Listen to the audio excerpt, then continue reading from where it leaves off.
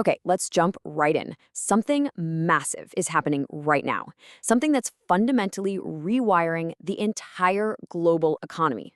We're living through what you could call a great supply chain reset. And its shockwaves, well, they're being felt in every single industry out there. This quote just nails it. For decades, the game was simple, right? Make things as cheap as you possibly can. Optimize for peak efficiency, even if it meant your supply chain stretched halfway across the planet. Well, that age is over. Done. The new game, the one we're all playing now, is all about resilience. It's about being able to take a punch and keep on moving. And here's a great way to picture it. The old way was a straight line, super simple, super linear, from the cheapest factory you could find straight to the customer. But the new model? It's more like a complex web. It's all about building regional networks that are designed from the ground up to be resilient. We've shifted from a system driven purely by cost to one that is obsessed with risk. So you have to ask, what is causing this incredible shift? I mean, this isn't just the market doing its thing. No, this is a story about something much bigger. It's about how government policy is literally rewriting the rules of the game for global trade.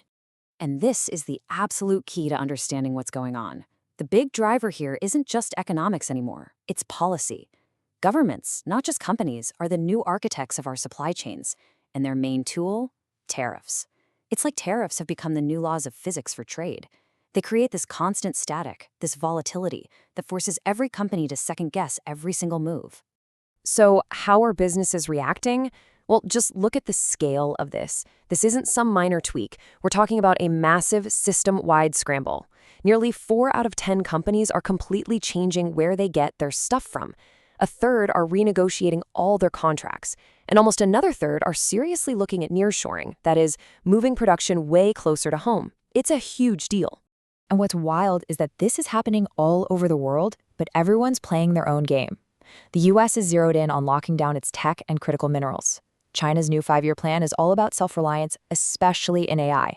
And the EU? It's using its industrial might and its new carbon border rules, which is basically a tax on imports that aren't green enough, to reshape who it trades with. The world is breaking up into these strategic zones. Now, let's zoom in on where this pressure is really, really intense, the tech and infrastructure sectors. The stakes here are just astronomical, and you can see the impacts happening in real time. To really get what's happening in tech, you have to understand this one key idea, a choke point. Just think of it like a massive traffic jam on a global highway for goods. It could be because too many factories are clustered in one country, or, and this is the new one, because a government suddenly throws up a new policy that blocks a critical route.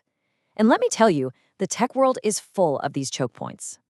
And these choke points, they come with a hefty price tag. We're talking about an estimated $30 billion in costs just for semiconductors by the end of this year. $30 billion.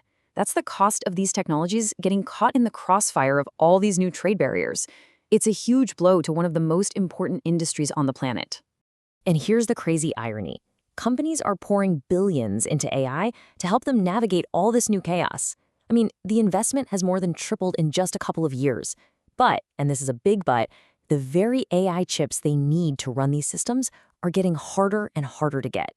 It's creating this sort of AI balkanization, where your access to critical tech depends on which side of a geopolitical line you're on. You have the haves and the have-nots. And listen, this isn't just about the tiny chips inside your phone. It's about the very backbone of the internet itself, our data centers. It's about the critical minerals we need to build everything from an electric car to a wind turbine. All of it is getting squeezed from all sides by the same exact pressures. Okay, so the problems are huge. They're complex, we get it. But what are people doing about it? What's the solution? Let's take a look at the new playbook that companies are literally writing as we speak to try and survive and maybe even win in this new world. But first, you have to see this number because it is staggering. Just 3%. That's the percentage of global execs who feel like their supply chains are actually ready for this. 3. That means 97% of them know they're vulnerable. I mean, you can just feel the urgency to adapt. So what are the smart ones doing? They're following a new playbook built around 5 big moves. 1, they're diversifying suppliers, so they're not reliant on just one. 2, they're regionalizing, moving production closer to their customers. 3, they're digitizing everything to get a clear review of what's happening. 4, they're building up inventory as a buffer against shocks. And 5, this one's critical. They are making huge, long-term investments in secure manufacturing. All right, let's pull back and look at the big picture here. What does all of this add up to? Well, it adds up to a new global landscape, one that is way more fragmented than the one any of us grew up with. But let's be really clear about something. This does not mean globalization is dead. Trade isn't collapsing, not at all. It's just reconfiguring. We're shifting away from one giant, tangled global system to a bunch of regional, semi-independent ones that are built around trusted partners. And that right there brings us to the most important takeaway of all. For the last few decades, winning meant you had the coolest tech or the cheapest product. But in this new era we're in, the single biggest competitive advantage is having a resilient supply chain. It's having a network you can count on, no matter what the world throws at you. So we'll leave you with this question to think about. In a world where chaos is the new normal, where these resets are just going to keep happening, the most important question for any company, any industry, maybe even any country, is this: is your network actually built to survive?